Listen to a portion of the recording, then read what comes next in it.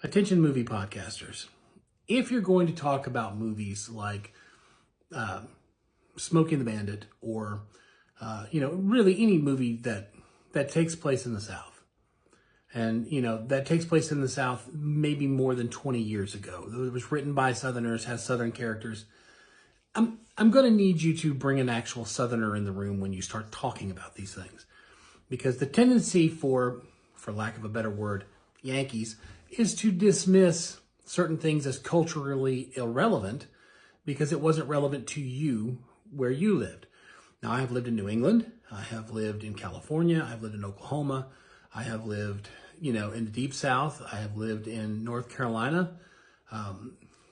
There's a lot of things that have gone on. There's a lot of things that have changed even in the last 20-something years.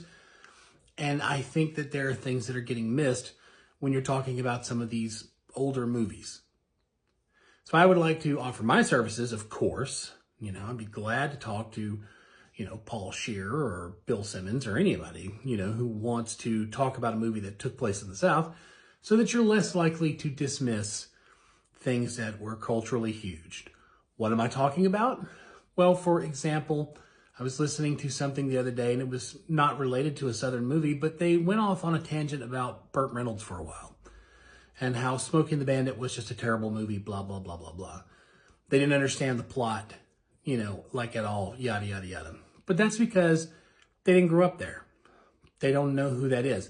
And they don't understand that Burt Reynolds and Smokey and the Bandit, for the first couple of weeks in 1977, actually beat Star Wars at the theater. And it was the second biggest movie of the year. Without that, there's no Dukes of Hazzard, which these same people claim to like as a great TV show. And then without that, there's no Knight Rider. There's lots of stuff going on. So I'm here to just offer my services or say, for the love of God, get an actual Southerner on these podcasts to start talking about these Southern movies. And I'm not saying that you're doing it wrong. I'm just saying that there's some context that gets missed. And I think that you guys should want the best show that's possible. So, Paul Scheer, Bill Simmons, hell, Karina Longworth, any of you people, hit me up anytime you'd like. Thanks.